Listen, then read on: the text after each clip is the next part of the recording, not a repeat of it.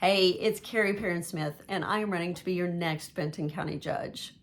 One of the most important parts of my platform is trade job training for our inmates so that when they come out of jail, they have a skill that they can go apply for jobs with.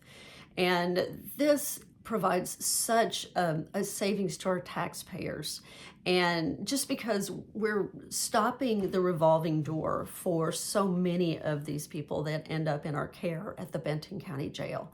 And so if we have an opportunity to figure that out as county government, it could be a game changer, not only for their lives, but for the taxpayers as a savings, but also to the families that surround this inmate that has been serving time. You know, they have parents that have done everything that they possibly can and depend on the criminal justice system to take that punishment to the next level, to create real change in that individual's life. A lot of them have children, some of them have wives still, and so they have been shouldering the entire burden. And the cost of being incarcerated have been racking up. You know, I talked to a person who was a former inmate, and his payment every single month is $800. Now, I don't know about you, but that's a big payment every single month for me. I can't imagine having to deal with the issue of joblessness and having to repay that as part of, you know, the things that go along with committing crime. And so if we are able to figure out job training for inmates, that would be huge for society. And so I was challenged in talking to different people about this idea with, hey, I don't think my taxpayer dollars should be spent on their job training. Hey, they got themselves in jail. Let them figure it out. And then other people said, hey, government's job is not restoration for these people that have committed a crime. Neither one of those are wrong. And so that really forced me to go back and look for how we could fund this. And part of it, and people gave me ideas that, an employer could come in and provide that skilled job training that they would need to hire. And then they have first right of refusal over those people that they just trained. And the beauty of this is that the other people, even though they didn't end up with a job offer, to come in on a probationary basis to see if they are ready to be employed full-time in society at their company. Those people are still trained. They still have a trade that they can put on a resume and apply for other trade jobs. There's not many opportunities out there for people with felonies coming out of jail. A lot of employers will not take a chance on them. And there are employers out there who are second chance employers who will. We need to do a better job of creating that awareness for those second chance employers out there so that, and to be able to understand what their needs are and the skill set that those people are really counting on from our community, from our employees. It's a huge opportunity for us. And so my proposal is that we form a nonprofit separate from county government, separate from the jail, that would provide awareness of opportunities and to help serve this community that is coming out of jail, and then to raise money for things that they need. And it might be training programs, it might be tuition, it might be ankle monitors.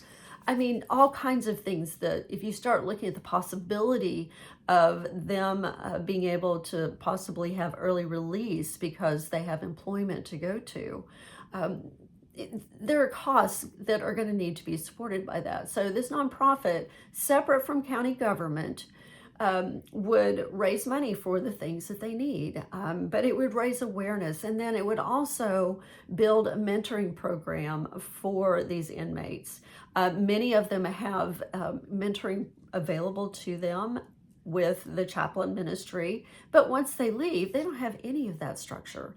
And so if we're able to provide a mentoring program for them after they get out to help them be better employees, to help them understand how to rebuild those relationships, and just to help them, stay between the lines and live a law-abiding life so that they don't go back and need to reoffend because it feels familiar and it's the only thing that they've ever known. That would be huge for for everyone, for our community. It would be enormously helpful for those individuals to live successful lives.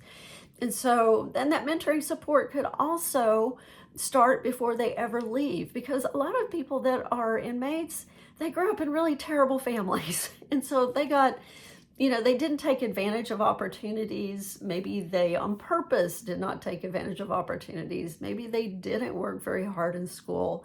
And maybe they were ignored because maybe they had behavior problems, issues, things that hold people back from being successful.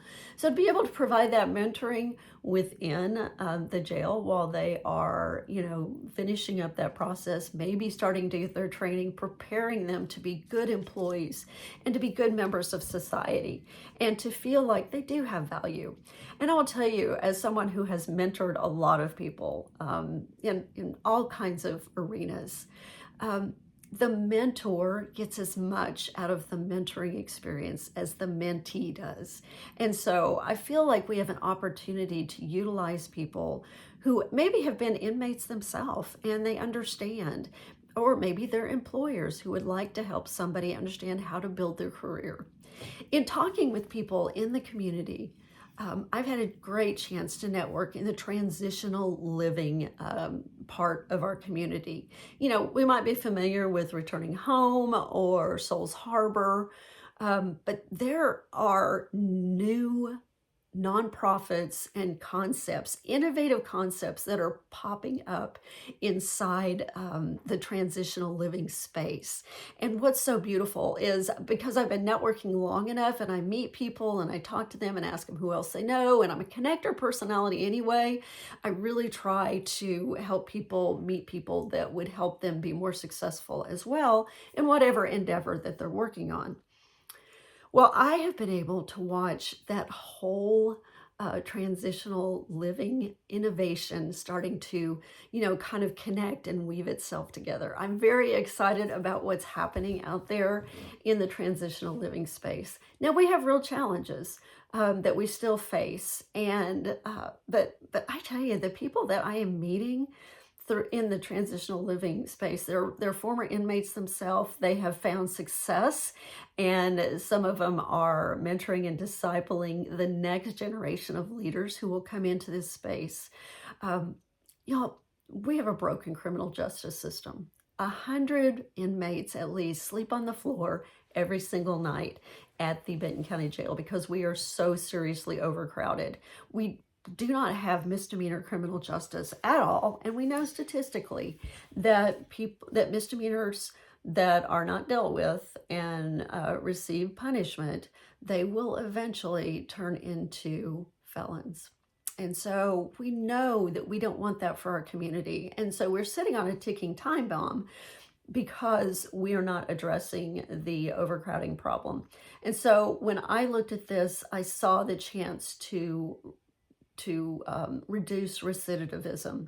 And the amount of recidivism that accounts for the population count out at the jail is so significant that just to be able to deal with half of them could significantly rein in our overcrowding situation. And in the process, of us starting to work on a misdemeanor pod, that's what we call a wing on the jail, we have a chance to clear bed space. We have a chance to, stop the revolving door of recidivism that is bogging down our criminal justice system.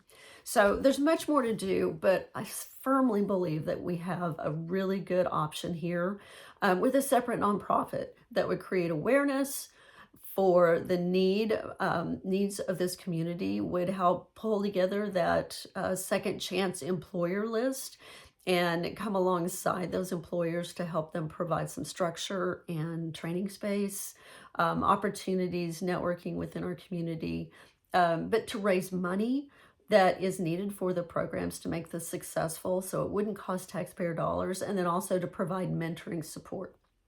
Y'all, I'm Carrie Perrin-Smith. If I said anything that resonated with you in my scrappy little video just now, please go to my Facebook page, like and share some of the content that I have out there. I've really tried to be accessible. Call me if you have any questions. I would love to have a conversation with you, sit down with over coffee with you, and find, answer your questions, but also I want people to, with great ideas, to be able to see those great ideas represented here during a political campaign in the marketplace of great ideas. As a member of the community, you're not just a voter, you are who I am beholden to. I'm not beholden to other elected officials, my peer JPs, the governor, anybody else. No, first and foremost is your life and your livelihood that matters a great deal to me, and your investment in our community here in Benton County, all across Benton County. So, of course, you can help me get elected by inviting 10 people to come and vote for me in the primary election. You'll find me on your Republican Party ballot. I need places to put signs in yards and on commercial property and on farmland all across the county. And then I need volunteers. But most of all, I value your prayers. I value your kind words. But none of this happens if I don't win the primary. And so I need your help in that. So early voting will start February 17th, and then election day is March 3rd. And I urge everyone in a winter primary like this to vote early because, weather, snow, ice, all of those things that come with living in Arkansas. So there you go. I'm Carrie Perrin-Smith, providing you real solutions for real issues that we have, and trying to make sure that I am bringing ideas to fruition that will actually save taxpayer dollars. All right, guys, CarrieWorksForYou.com, and I really do work for you. We'll see you next time.